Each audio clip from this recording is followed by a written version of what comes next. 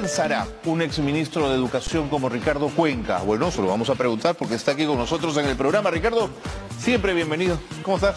Muchas gracias. Adelante, por favor. Cuando te vi de negro he dicho, uy, no, está de luto por las uniones. Deberíamos estar de luto por la educación del país. ¿No es cierto? Qué bueno, empecemos por lo de hoy. ¿Qué te ha parecido lo de la comisión? Bueno, ¿Percibes un poco como yo rapidez a premios? rapidez a premios, poco análisis. Las 26 páginas que tiene el informe de observaciones tienen muchas cosas para discutir. Ok. Y más bien el nuevo dictamen que preparan los equipos técnicos, por supuesto, de la comisión, es bastante pobre en argumentos, vuelve hacia lo mismo, la vulneración de la autonomía, digamos, todos los temas que se han estado poniendo en discusión, y que el informe del Ministerio de Educación más bien es un informe que recoge este debate y coloca las razones de por qué no se observa. Eso no se discutió, ¿no? Ok. Tengo que hacerte preguntas de corte político y de corte educativo. Lo político, a favor de la insistencia ha estado Renovación Popular, Fuerza Popular, sectores pequeños de Perú Libre, te diría el ala magisterial, y Acción Popular, en su habitual sinuosidad parlamentaria de los últimos años. Entonces, no parece ser, digamos, un embate conservador, más parece un embate de mercenarios y de gente con intereses. ¿Dónde te ubicas tú en tu percepción del tema?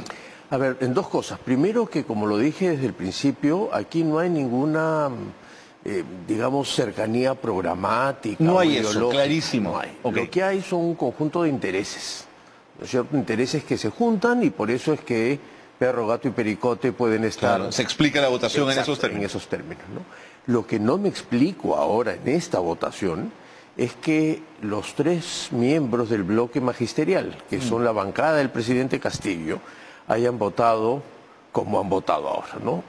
Porque se esperaría que colisiona con el Ejecutivo mismo. Exacto, claro, que haya cierto nivel de congruencia, ¿no? en el gobierno y en la bancada del gobierno. Entonces, que por lo menos tengan un poquito más de pudor, ¿no? Y empiecen a mirar con un poco más de detalle, revisar las cosas. Se esperaría que los 10 miembros del bloque magisterial sean congruentes con aquello que el presidente ha dicho que no debería ir y que ha observado, con un conjunto de argumentos, ¿no? Entonces no ha sucedido y es lamentable. Probablemente si llega al Pleno a discutirse por insistencia se necesitan 66 votos. Lo que no sabe, Carlos, la gente, es que esta ley se aprobó con mucha debilidad. Se aprobó con 68 votos. Y raspando. Ahí. Es decir, si hay 3 congresistas, 5 mejor, que luego de estos meses de argumentos, de discusiones, de la prensa poniendo el tema en la discusión pública, se dan cuenta que esto es un error, la ley se cae, ¿no es cierto? Y no se aprueba por insistencia, y entonces la imagen de la Comisión de Educación y de los congresistas que la han aprobado van a estar seriamente afectadas, ¿no? Ahora, el presidente no firma el autógrafo de ley, pero sí me imagino a su ministro de Educación conversando de él sobre el tema. No lo he visto al ministro Serna muy metido en ese tema. Lo he visto muy distante. No. Sí, efectivamente. Yo hoy, por ejemplo, en las redes dije que hubiese sido muy bueno, es más, cuando estaban en plena discusión, que el ministro vaya a la comisión hoy y que argumente y que exponga los... Eso no pasó, ¿no, Ricardo? No pasó. Se quedaron solamente los congresistas, no dejaron a los estudiantes que querían participar del debate tener alguna voz. Y bueno, como lo dijiste en la introducción, de una manera como vorágine, se aprobó esto. De acuerdo. Lamentablemente. Tú sabes que estuvieron los jóvenes de la Federación de Estudiantes del Perú, estuvieron en el programa demandando por lo menos que se les escuche y ver la posibilidad de que ellos formen parte de la junta directiva. De la SUNEDU. A mí me pareció una aspiración un poco alta, pero por lo menos era parte de la discusión que había que tener. Pero es que eso es lo que hay que hacer. En ese país no estamos acostumbrados a conversar. Estamos lamentablemente acostumbrados a confrontar porque creemos que el otro no existe. Exactamente. Y entonces los jóvenes tendrán, bueno, algunos argumentos y se pondrán sobre la mesa y se tomará un acuerdo final, ¿no? ese ejercicio que es además el ejercicio del Parlamento, ¿no es cierto? Es el espacio para conversar, Totalmente. para debatir, para reflexionar. Resulta que ahora es exactamente lo contrario. Hoy en la Comisión de Educación del Congreso, los congresistas han renunciado a su papel del debate y la reflexión. De acuerdo. Preguntas de corte más económico, más educativo. La rectora de San Marcos, la doctora Yeri Ramón, tiene varios argumentos para oponerse, ¿no es cierto?, a la SUNEDU. El primero, no garantiza la norma tal como está la autonomía universitaria. ¿Qué se le contesta? Que está equivocada, totalmente. Ya el Tribunal Constitucional lo dijo, ya la discusión de estos meses se ha vuelto a poner sobre el tapete. No hay un solo artículo en la ley universitaria que vulnere la autonomía, ni uno. Tengo que pedirle plata al MEF y luego al Ministerio de Pero esas Educación. son las reglas del Estado. Los ministerios tenemos que pedirle plata al MEF. Los organismos públicos tienen que pedirle plata al MEF. El canal del Estado tiene que pedirle plata al MEF. Claro. Entonces, yo creo que hay una mala comprensión de lo que es la autonomía, ¿no es cierto? Yo, como ministro de Educación, cuando quería mover plata de una partida a otra, tenía que pedirle autorización al Ministerio de Economía y Finanzas. Impajaritablemente. Sí, porque así son las reglas. Lo que hace esta ley es que el ministro de Educación no va a poder darle plata a las universidades públicas. Porque esta ley, Carlos, no solo modifica el Consejo Directivo de SUNEDU, sino que le quita la rectoría al Ministerio de Educación. Ok. Con eso, si se aprueba, no se va a poder hacer lo que, por ejemplo, se hizo en el año 2020 y 2021, en el que el Ministerio de Educación le transfirió directamente dinero a las universidades para que puedan adaptarse al proceso de educación virtual a las universidades públicas durante la pandemia. 600 millones de soles. Eso de ahí no se puede. Entonces, la autonomía es una responsabilidad, no es un privilegio. Correcto. Dice la rectora de San Marcos, no es cierto que los rectores vayan a estar en la junta directiva de la SUNEDU. Es verdad, pero sí sus representantes. Que es lo mismo. No es lo mismo, pero es igual. Ok. Tercero, ¿cómo es posible que le estemos haciendo caso a una norma que fue trabajada por un general del ejército en situación de retiro? Debe estar apelando al general Mora, entiendo. A ver, probablemente no conoce bien la historia de cómo se Eso te iba a preguntar, se elaboró. por eso cito este tema, sí. No. Esta ley, la ley actual, tuvo su origen en una discusión en el año 2001, cuando en ese momento el ministro de Educación, el doctor Nicolás Lynch, convocó a un grupo de destacados especialistas en temas universitarios, presididos por el arquitecto Sota Nadal, que después fue ministro de Educación, para que hagan un gran diagnóstico de la educación universitaria y propongan una nueva ley. El rector de la UNI, Sota Nadal, ¿no? De la UNI. Bueno, avanzó esto hasta tener el diagnóstico, tener la propuesta. Esto era, luego, la situación política hizo que no se pueda avanzar en el Congreso, el gobierno de Toledo empezaba a debilitarse, y luego fue recuperada para poder empezar a elaborar una nueva ley universitaria a partir de, efectivamente, la iniciativa del congresista Mora. Que a diferencia de otras leyes, y es por eso que creo que es injusto decir que la hizo un militar o no, porque no es un argumento, ¿no es cierto? Es ad hominem, están diciéndole a la persona. Formó un consejo consultivo en el que formamos parte, incluyéndome, 7 personas. ¿De acuerdo? Manuel Burga, Sota Nadal, el propio Nicolás Lynch, Gisela Orjeda, el doctor Landa. Ok.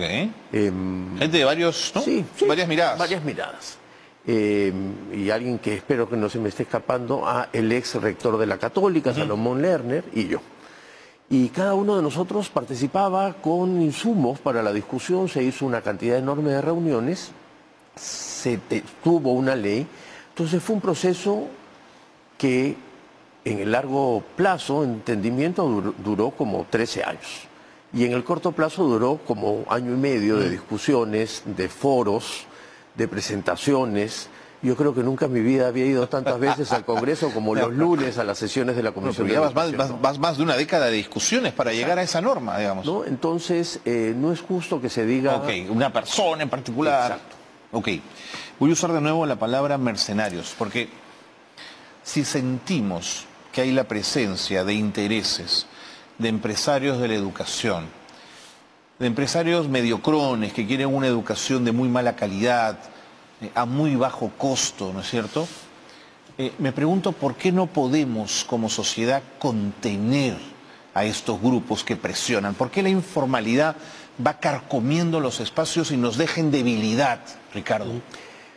Yo creo que sí contenemos de alguna manera, porque la ley universitaria, así como la reforma curricular, así como la reforma docente, han sido unos logros importantes en el sector por dos razones fundamentales. Una primera, porque tienen un respaldo técnico detrás, y entonces es muy difícil contraargumentarlo. Pero segundo, porque tienen legitimidad social. Cuando tú ves que el 87% de las personas está en contra de que se vuelva un sistema de la ANR. Ok, es porque realmente se ha generado una corriente. Exacto, ahí, ¿no? Y está legitimidad socialmente. Entonces, los grupos van a existir. O sea, apenas se aprobó la ley el 9 de julio del 2014, a las 2 semanas se presentó la primera demanda de inconstitucionalidad. Que por supuesto fracasó en el camino, porque el tribunal sentenció que no se vulneraba la autonomía, ni mucho menos. Entonces, de esos asedios han habido permanentemente, ¿no es cierto? Es verdad que en todos los casos anteriores el Ejecutivo había sido mucho más activo en defenderlo que ahora. Así es. Es verdad que ahora ha reaccionado tarde, digamos, con la observación muy bien hecha, pero tarde, y se ha llegado a avanzar hasta acá, ¿no? Pero además porque creo que estamos en un contexto político muy precario. Muy precario. Muy precario. Difícil, sí. Y en esta precariedad, uno puede... que es como la imposibilidad de poder adelantar con un análisis sobre aquello que puede pasar, ¿no? Pero lo cierto es que solo se aprobó en la Comisión de Educación, se ha aprobado con 10 votos, 6 en contra, 1 abstención, sigue estando muy débil, y de aquí en adelante, si es que llega a ponerse en la agenda del Pleno para votar la ley por insistencia, habrá que estar muy atentos. Y hay una cautelar en marcha. Hay una cautelar en marcha. Foro Educativo ha iniciado un proceso de recolección de firmas. Yo mismo he firmado. Hay más de 5.000 firmas ya, según he visto en las redes y en los comunicados. Claro. Entonces, el propio Ejecutivo podría interponer una demanda. Ahora sí calza sentido la contención, ¿no? Entonces, creo que hay. Ahí es por eso que yo estoy seguro que esto no va a prosperar, ¿no es cierto? Por lo menos siguiendo una racionalidad mínima. De acuerdo. Ricardo, me queda un minuto. ¿Por qué se dice que la PUC o los caviares están detrás de la Junta Directiva de la SUNEDU? La quieren tener, la quieren suya. Explícame eso. Hay 7 miembros de la SUNEDU, uno es designado por el ministro o ministra de Educación, que es el superintendente, otro es el presidente o la presidenta de CONCITEC, y los otros 5 son elegidos a través de un concurso público. 2 de ellos, de todas maneras, tienen que venir de universidades públicas. Los otros 2 de universidades privadas, y el quinto, que es un experto en gestión universitaria, puede ser de pública o de privada. De acuerdo. Entonces no hay ninguna razón para decir que esto esté capturado por los caviares, porque, digamos, ese es el enemigo fabricado, ¿no es cierto? Entonces, pero lo han hecho muy bien en montarse ese enemigo, porque hay gente que se lo cree completito. Completo. Y es por eso que cuando los contraargumentas diciéndole, a ver, ¿por qué es? Claro. Se quedan callados porque no hay ninguna razón. Entonces, claro, han aprovechado este enemigo. Cualquier cosa que no sean estos extremos termina siendo caviar. Y yo ponía el otro día en el Twitter que el caviar es un significante vacío, ¿no es cierto? Es una palabra que en el fondo no tiene nada. Pero nada, entonces eso, a seguir contraargumentando, a seguir demostrando de por qué hay cosas por mejorar y que tenemos que avanzar y en ningún caso retroceder, y que los intereses particulares, Carlos, nunca deben estar por delante de los intereses colectivos. Totalmente. Ricardo, te agradezco muchísimo que hayas venido.